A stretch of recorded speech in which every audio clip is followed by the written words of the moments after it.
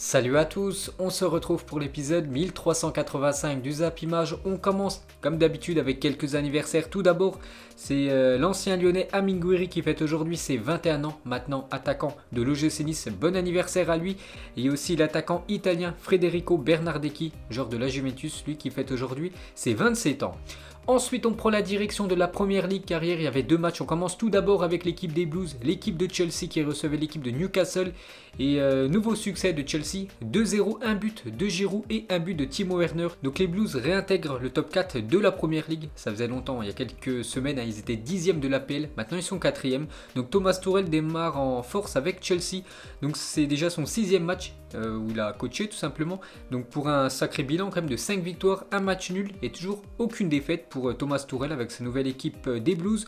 On va parler cette fois-ci d'Olivier Giroud, buteur, l'attaquant français. Donc les meilleurs buteurs français de l'histoire de la Première Ligue, c'est toujours Thierry Henry en tête avec plus de 175 buts inscrits avec Arsenal, deuxième Nicolas Anelka et le troisième c'est Olivier Giroud, déjà 90 buts inscrits en PL1, beaucoup avec Arsenal et aussi avec Chelsea. Ensuite on va parler de l'attaquant allemand Timo Werner, donc après 100 jours sans marquer en PL, Timo Werner enfin buteur en Première Ligue, ça faisait plus de 100 jours qu'il n'avait pas marqué en Première Ligue et hier il a inscrit le deuxième but de son équipe des Blues, toujours avec Chelsea, donc actuellement tous les voyants sautent au vert. Pourquoi? Donc déjà Timo Werner met fin à son objectif de sécheresse, donc en gros il a retrouvé le chemin des filets. Kepa qui a gaulé hier, Mendy était sur le banc. Donc Kepa garde une feuille blanche, donc un match sans prendre de but, 4 victoires consécutives en Première Ligue et actuellement ils sont 4e du classement, cette équipe coachée par Thomas Tuchel. Et pour finir avec cette équipe de Chelsea, on va parler d'Hakim Ziyech, souhaiterait quitter Chelsea et demanderait un transfert dès cet été. Le Marocain se sent exclu des plans de Thomas Tuchel. Et c'est vrai que Hakim Ziyech, donc vous vous souvenez la saison dernière il jouait beaucoup avec l'équipe de l'Ajax Amsterdam, un titulaire toujours avec cette équipe néerlandaise, mais du côté de Chelsea déjà il est arrivé blessé et depuis quelques matchs, regardez, depuis que Thomas Tuchel a pris cette équipe des Blues, il joue très peu quand même Hakim Ziyech, donc c'est pour ça qu'il pourra aller voir ailleurs. Donc hier il est resté tout le match sur le banc. Ensuite, il y avait un autre match hier un peu plus tôt dans la journée, c'est West Ham contre Sheffield.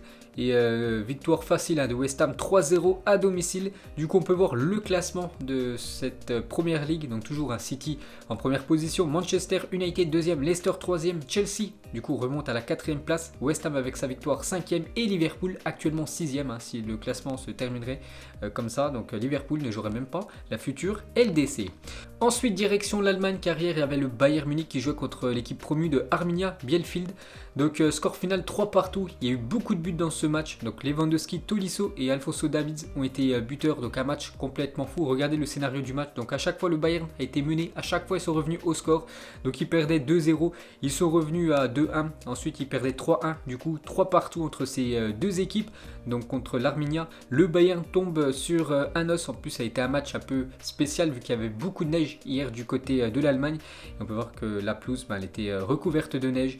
Donc ça a dû être un match compliqué pour le Bayern. C'est peut-être pour ça qu'ils ont concédé autant de buts contre cette équipe de Arminia Bielefeld. Et avant le match, une stat, donc le Bayern affronte l'Arminia Bielefeld ce soir. Robert Lewandowski, 24, a marqué 9 buts de plus que toute l'équipe entière de l'Arminia, 15 en Bundesliga cette saison. Donc l'Arminia Bielefeld, c'était seulement en 20 matchs cette saison, 15 buts inscrits. Hier, ils en ont quand même inscrit 3 contre le Bayern. Ensuite, on ouvre la page Ligue des Champions car ce soir, c'est les premiers 8e de finale de Ligue des Champions. 4 équipes jouent. Donc le Barça contre le Paris Saint-Germain et le RB Leipzig contre Liverpool.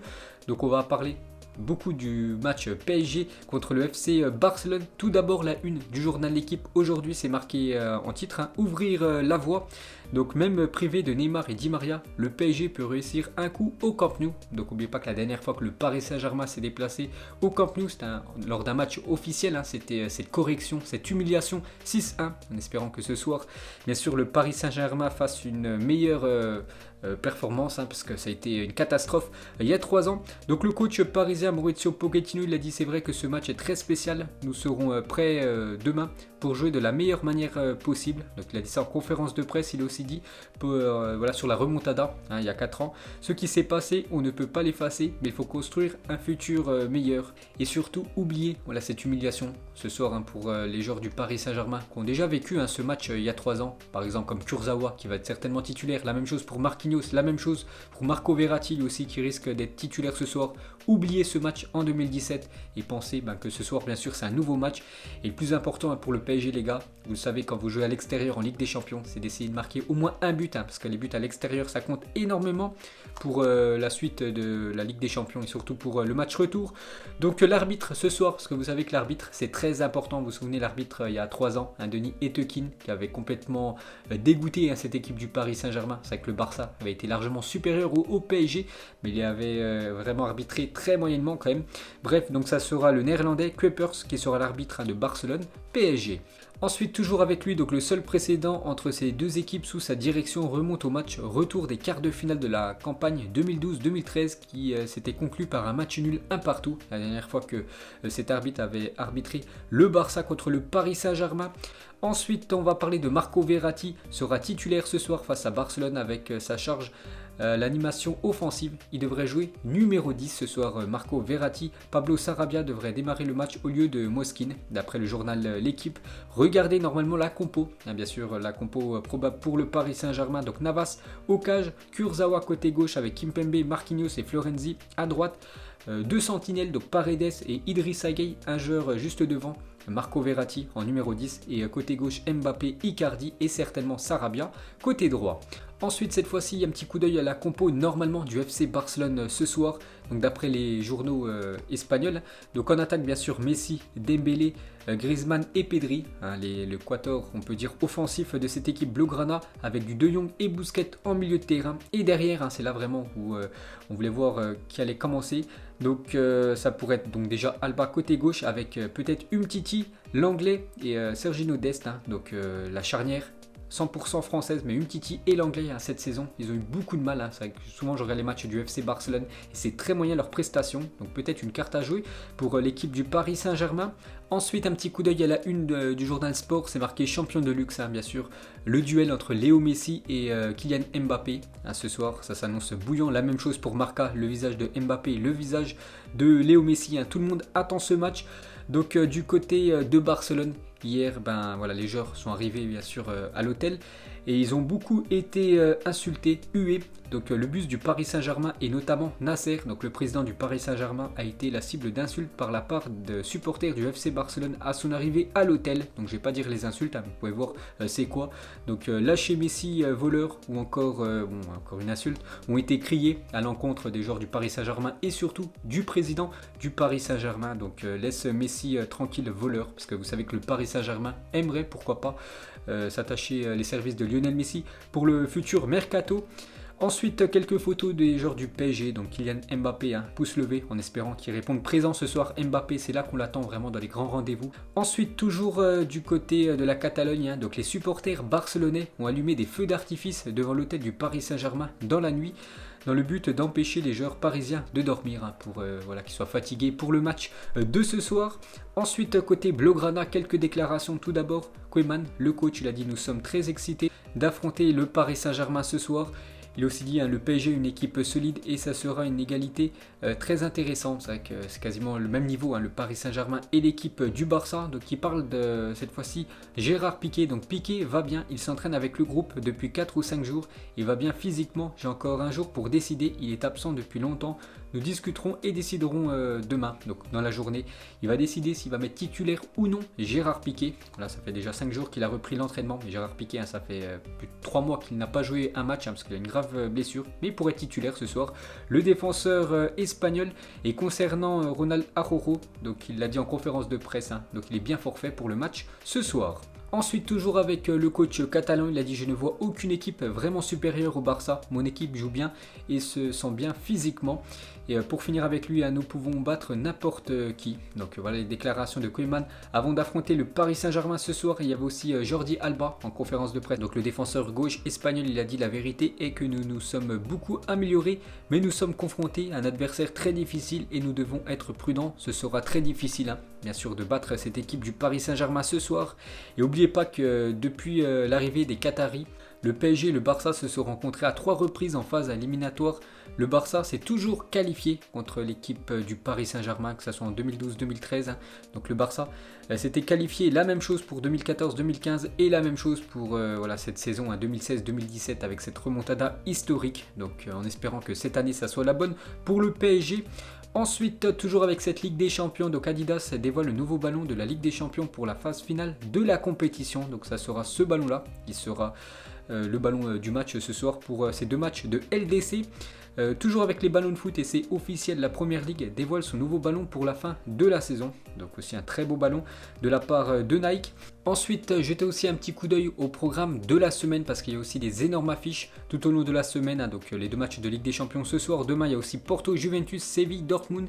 Jeudi, des matchs d'Europa League avec ce beau Benfica, Arsenal. Il y a aussi Lille, Ajax. Et le week-end prochain, Liverpool, Everton, le derby. Il y a aussi Arsenal, Manchester City, le Paris Saint-Germain contre l'AS Monaco et l'AC Milan contre l'Inter. Donc les 2 équipes en tête actuellement de la Serie A. Ensuite, une info officielle, donc Marco Rose, l'actuel entraîneur du Borussia Mönchengladbach, deviendra l'entraîneur du Borussia Dortmund la saison prochaine et c'est officiel, il va terminer cette fin de saison avec le Borussia Mönchengladbach où il est toujours qualifié en Ligue des Champions, il affrontera Manchester City la semaine prochaine et en fin de saison, il rejoindra l'équipe de Dortmund. Ensuite, quand Victor Osimhen a signé à Naples, il a déclaré qu'il rêvait de jouer en Serie A pour affronter ses idoles Cristiano Ronaldo et Gianluigi Buffon. Samedi soir, il a battu la Juve avec le Napoli et est allé ensuite dans le vestiaire de la Juve pour rencontrer ses idoles. Malgré la défaite, CR7 et Buffon ont accepté de discuter avec lui, prendre une photo et lui offrir un maillot, un rêve devenu réalité pour l'attaquant nigérian. Ensuite, un transfert officiel, on en parlait depuis pas mal de jours et c'est bien officiel. Donc Dayot Upamecano quitte le RB Leipzig et s'engage jusqu'en 2026 au Bayern Munich. Montant du transfert 43 millions d'euros. Donc bien sûr, il va terminer cette fin de saison avec l'équipe de Leipzig. Donc il sera certainement plus titulaire ce soir contre Liverpool.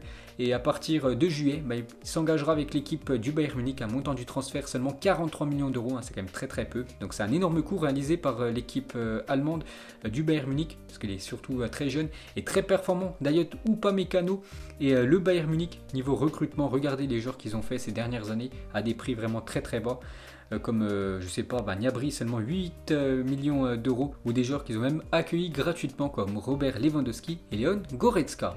Ensuite, on va parler d'un autre défenseur français, lui aussi. Il a beaucoup de cotes sur le mercato. C'est Jules Koundé et Lopetegui. Donc le coach de Séville a dit Jules est un joueur très jeune qui a beaucoup de talent et il doit continuer à grandir et à apprendre. Plus on le laissera tranquille, plus il évoluera et apprendra. Je n'ai aucun doute là-dessus. Donc il a dit ça en conférence de presse, Lopetegui, sur l'avenir de Jules Koundé. Donc pour l'instant, il se plaît très bien du côté de Séville. Il va prendre encore beaucoup d'expérience. Après peut-être viser un club du top européen.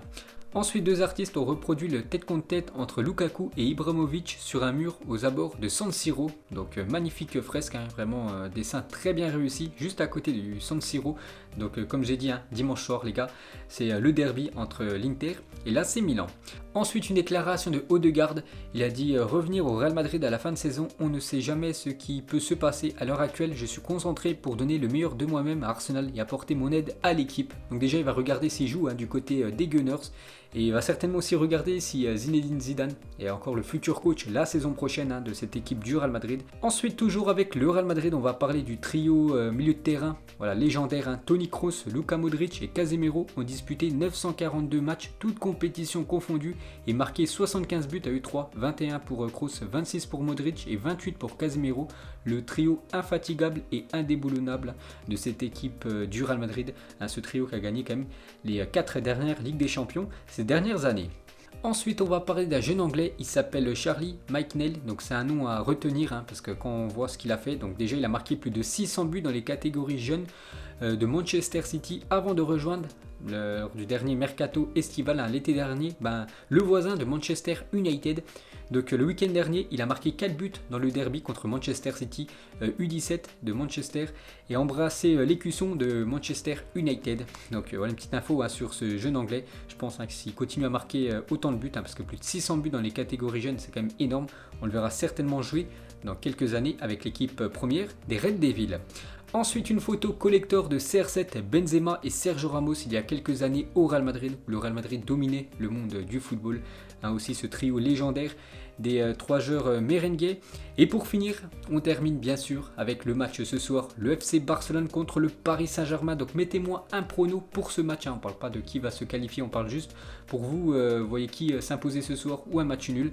Donc moi hier j'ai fait une longue vidéo, j'ai donné tous mes pronos, donc je reste sur ce que j'ai dit. Hier j'ai dit match nul, donc je dis match nul entre ces deux équipes. Je vais partir sur un 2 partout ce soir entre le Barça et le Paris Saint-Germain. Donc voilà les gars, la fin de ce zappimage 1386. Donc si ça vous a plu, un petit like, on se retrouve demain pour le prochain épisode. Ciao à tous.